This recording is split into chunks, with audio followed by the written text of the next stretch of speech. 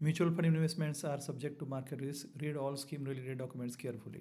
मित्रांनो, बरेच जण म्युच्युअल फंडामध्ये गुंतवणूक बँकांच्या माध्यमातून करताना दिसतात. असं का होतं? कारण बँक ही आपल्याला सेफ वाटते, सुरक्षित वाटते. कशी? तर आपण अनेक वर्षांपासून त्या बँकेत जात असतो. आपलं दैनंदिन जे काही बँकेचे व्यवहार आहेत, ते सगळे त्या बँकेत करत असतो. आता जेव्हा तुम्ही म्युच्युअल फंडात गुंतवणूक करण्यासाठी जाता, तेव्हा फक्त बदल काय होतो? त्याच ठिकाणी जायचे, तीच माणसं असतात. परंतु फक्त अकाउंट वेगळं आहे, एवढाच तो काही फरक असतो. त्यामुळे आपल्याला जास्त सुरक्षित फील होतं. आपल्याला जास्त विश्वास वाटतो आणि आपल्याला या सगळ्या गोष्टी वाटल्यामुळे अनेकांचा कल राहतो, की आपण बँकेत जाऊन गुंतवणूक करावी.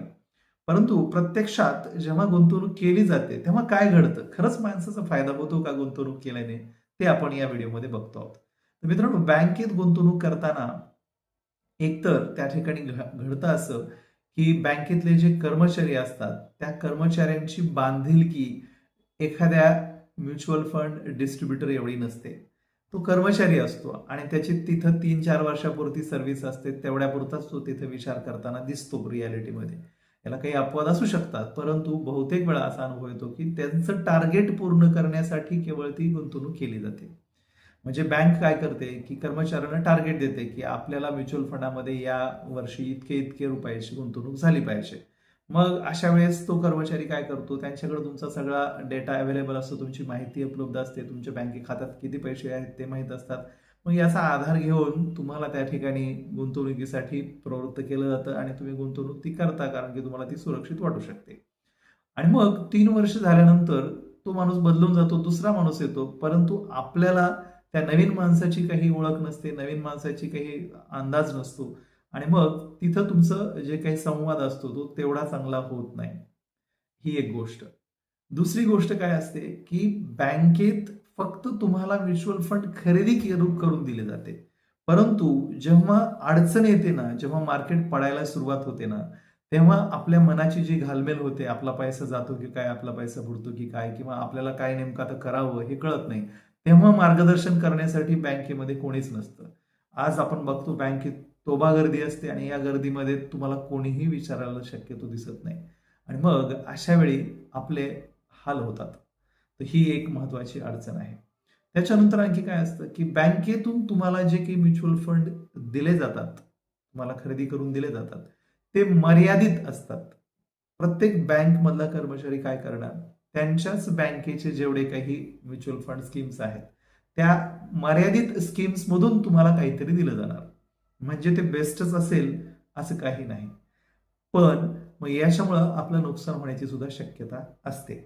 तर हा एक खूप लक्षात घेण्यासारखा मुद्दा आहे, ज्यामुळे बँकेतून आपल्याला हा व्यवहार करणं मला तरी वाटतं संयुक्तिक नाही.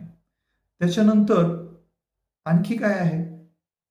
तर आणखी एक खूपच सध्या चर्चा ज्याच्यावर आहे, तर ती आहे मिस सेलिंग. काय असतं हे मिस सेलिंग? तर मिस सेलिंग म्हणजे तुमची गरज काय आहे? तुम्ही एक ग्राहक तिथं गुंतवणुकीसाठी गेलेला आहात आणि प्रत्येक व्यक्तीची गुंतवणुकीची गरज वेगळी असते. बरोबर आहे. कुणाकडं कमी वेळ उपलब्ध असतो, कुणाकडं कमी पैसे उपलब्ध असतात, कुणाला दीर्घ काळासाठी गुंतवणूक करायची असते, कुणाला कमी काळासाठी करायची असते. प्रत्येकाचं अनेक गोष्टी आहेत. म्हणजे व्यक्ती तितक्या प्रकृती तसं प्रत्येक व्यक्ती परत्वे गुंतवणुकीचं सगळंच बदलत राहतं. मग या सगळ्या गोष्टींचा विचार करून गुंतवणूक करावी लागते. पण तिथं असं घडत नाही. तर त्यांचे टार्गेट पूर्ण करण्यासाठी विशिष्ट स्कीम्स तुमच्या खात्यावरती दिल्या जातात. ज्या तुमच्या उपयोगाच्या असतील किंवा नसतीलही. बहुधा असा अनुभव येतो की अनेकदा नसतात. मला एक असे अनुभव आहे, की एका व्यक्तीला माझ्या परिचयातल्या काय झालं होतं, की त्याला इन्कम टॅक्स संदर्भातली एक स्कीम दिली होती, ज्याला ई-एल-एस-एस असं म्हणतात. आणि ही स्कीम कोणाला द्यायची असते? ज्या व्यक्तीला इन्कम टॅक्स संदर्भातने काही मॅनेजमेंट करायचं इन्कम टॅक्स भरण्याच्या संदर्भाने आणि त्यातून काही कटिंग्स करायच्या. अशा व्यक्तीला ती स्कीम दिली जाते. आणि गंमत आहे मित्रांनो, हा माणूस इन्कम टॅक्सच भरत नव्हता. अशा व्यक्तीला अशी स्कीम दिली जाते. तर असं हे मिस सेलिंग घडताना सुद्धा दिसतं आणि ते बँकांमध्ये दिसतं. राईट. तर म्हणून त्या ठिकाणी बँकेच्या माध्यमातून जेव्हा आपण गुंतवणूक करतो, तेव्हा या गोष्टींचा विचार करणं अत्यंत गरजेचं आहे. तर मग अशा परिस्थितीमध्ये आपण काय केलं पाहिजे? बँकेतून गुंतवणूक करावी का नाही करावी? तर बँकेतून गुंतवणूक करण्यापेक्षा तुम्हाला या आत्ता ज्या चर्चा केलेले आपण मुद्दे आहेत त्यांचा विचार करून तुम्हाला निर्णय घेतला पाहिजे. एकतर तुम्ही उपलब्ध असलेल्या वेगवेगळ्या कंपन्यांमध्ये असलेले बेस्ट फंड्स निवडले पाहिजेत. ते केवळ तुम्हाला डिस्ट्रीब्युटरच्या माध्यमातून गेलं तर मिळू शकतात. त्याचबरोबर मिस सेलिंग होता कामा नये हे बघितलं पाहिजे तुम्ही. कारण की तुम्हाला नको असलेला प्रॉडक्ट, नको असलेली स्कीम तुमच्याकडे उतरवली नाही गेली पाहिजे. हाही भाग त्या ठिकाणी आहे. आणि मर्यादित जे काही स्कीम्स आहेत, या मर्यादित स्कीम्सपेक्षा तुमच्यासाठी सुटेबल कोणती आहे, तुमच्यासाठी योग्य कोणती आहे, अशी स्कीम तुम्हाला दिली गेली पाहिजे. आणि ह्या तिन्ही गोष्टी बँकेतून होतील का, अशी शंका मनामध्ये येण्यासारखी परिस्थिती आहे. आणि म्हणून मग आपण जर खरोखरच बँकेतून घेणार असाल तर या सगळ्या गोष्टींचा विचार करून जरूर तुम्ही घ्या. अन्यथा योग्य त्या म्युच्युअल फंड डिस्ट्रीब्युटरकडे जा, त्यांच्याकडून योग्य ते मार्गदर्शन घ्या आणि त्याच्या माध्यमातून तुम्ही तुमची जी काही गुंतवणूक आहे ती करण्याचा प्रयत्न करा, जेणेकरून ती फायदेशीर ठरू शकेल.